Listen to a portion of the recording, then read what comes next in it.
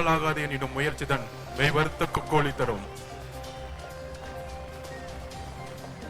எப்படி இருக்கீங்க? எப்படி இருக்கீங்க? 72 நாள் கழிச்சு அண்ணன் புதுச்சேரியில் இறங்கியிருக்காரு. அது எதுக்காக நம்ம தெரிஞ்சுக்கணும். கிட்டத்தட்ட கரூர் சம்பவத்துக்கு அப்புறம் முக்கியமா நான் இங்க சொல்றேன், இங்க இருக்க காவல்துறைக்கு ஒரு மிகுந்த கரவொலியோட நம்ம நன்றி சொல்லணும். மிகுந்த கரவொலி. இத பார்த்து சிஎம் சார் தமிழ்நாட்டு தான் வந்து காவல்துறையில சட்டம் ஒழுங்கு சரின்னு சொல்றீங்களே, கொஞ்சம் தெரிஞ்சுக்கோங்க. ஒரு சின்ன மாநிலம் புதுச்சேரின்னு சொல்றீங்களே, இந்தியாவுக்கு இந்த காவல்துறை ஒரு முன்னுதாரணமாக இருந்துட்டு இருக்கு. காவல்துறை மட்டுமல்ல, இங்க இருக்கக்கூடிய ஒட்டுமொத்த மக்களும், இங்க இருக்க முதலமைச்சர் அவர்களுக்கும் எங்களோட நன்றியை நாங்கள் தெரிவிச்சுக்கிறோம்.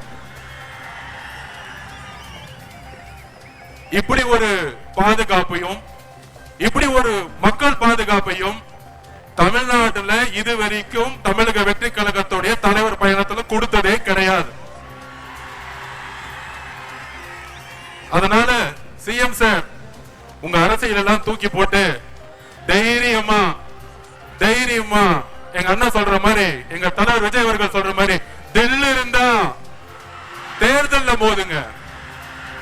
காவல்துறையை வச்சுக்கிட்டு அரசை வச்சுக்கிட்டு பிரச்சாரம் பண்றத முடக்கிறதெல்லாம் முதல்ல நிப்பாட்டிட்டு, காத்த நிப்பாட்ட முடியுமா?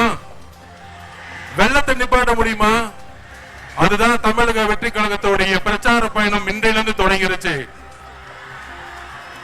ஏன் புதுச்சேரி அப்படின்னு ஒரு கேள்வி இங்க இருக்க எதிர்கட்சிகள் எல்லாம் சொல்லிட்டு இருந்தாங்க, என்ன புதுச்சேரிக்கு வராரு? இதே மாதிரிதான் எம்ஜிஆர் கிட்ட கேட்டாங்க, நீங்க தமிழ்நாட்டில் முதலமைச்சர் ஆகிதானே, ஏன் புதுச்சேரி வந்தீங்க அப்படின்னு. புதுச்சேரி மக்கள் ஒரு நல்ல ஆட்சி, ஒரு நல்ல கல்வி, ஒரு நல்ல போக்குவரத்து வசதி, ஒரு நல்ல மருத்துவம், இதுக்காக இன்னும் ஏங்கிட்டு இருக்காங்க. அதெல்லாம் எப்படி அன்றைக்கு வந்து எம்ஜிஆர் கட்சி ஸ்டார்ட் பண்ண பிறகு முதல் முறையாக அவர் தமிழகத்துக்கு மட்டும் யோசிக்கல. எம்ஜிஆர் அவர்கள் கட்சி ஸ்டார்ட் பண்ண பிறகு புதுச்சேரிக்கும் யோசிச்சாரு. அதே மாதிரி எங்களுடைய தலைவர் விஜய் அவர்கள் தமிழ்நாட்டுக்கு மட்டுமல்ல புதுச்சேரிக்கும் சேர்ந்து ஒரு மிகப்பெரிய திட்டத்தை வச்சிருக்காரு. அந்த திட்டங்கள் என்ன அப்படின்னு தலைவர் வந்து இப்ப பேச போறாரு உங்க முன்னாடி. அவருடைய பேச்சுல அடுத்த 50 வருஷத்துக்கான புதுச்சேரியோட வரலாற்றை புதுசா எழுதப்படும் தமிழக வெற்றி கழகத்தின் மூலமா அதை நாங்க இது பதிவு பண்றோம். அதாவது ஃபர்ஸ்ட் ஒரு டோக்கன் போட்டு கூட்டத்தை மக்கள்ல விடணும்னு சொன்னாங்க. ஆனா இதே வந்து கிட்டத்தட்ட இங்க ஒரு 100 ஏக்கர் 200 ஏக்கர் தமிழக வெற்றி கழகத்தோட மாநாடு மதுரையில போட்டோம். எந்த கட்சியும் அந்த மாதிரி மாநாடு போட்டதில்ல. 500 ஏக்கர்ல மாநாடு போட்டோம். கூடிய விரைவில் புதுச்சேரியில ஒரு மிகப்பெரிய அளவுல நம்ம நிலத்தை எடுத்து ஒட்டுமொத்த புதுச்சேரி மக்களும் அங்க இருக்கிற மாதிரி அடுத்த கட்ட ஒரு பிரச்சாரத்தை தமிழக வெற்றி கழகத்தின் தலைவர் உருவாக்குவார். ஒரு பிரெஞ்சு காலிலிருந்து புதுச்சேரி வந்து இன்றைக்கு நம்மளுடைய அடிப்படை தேவை கூட நம்ம வந்து கஷ்டப்பட்டு இருக்கோம். எல்லாத்துக்கும் தெரியும். மாற்றம் வருமா அப்படின்னு இங்க இருக்கக்கூடிய இளைஞர்களுடைய ஒவ்வொரு முகமும் தெரியுது. மாற்றம் வருமா? எங்களுக்கு ஒரு வேலை வாய்ப்பு கிடைக்குமா? எங்களுக்கு ஒரு சிறந்த கல்வி கிடைக்குமா அப்படின்னு ஏக்கம். இந்த ஏக்கம் தான் இவ்வளவு பெரிய மக்கள் கூட்டத்தை இங்க உருவாக்கி இருக்கு.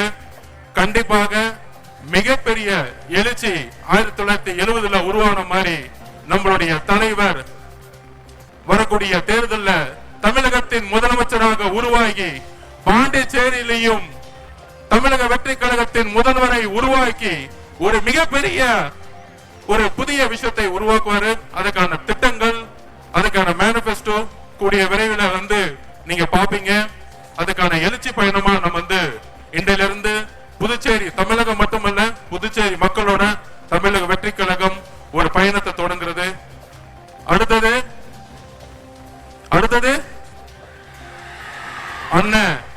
அண்ணன் வராரு. நன்றி, வணக்கம்.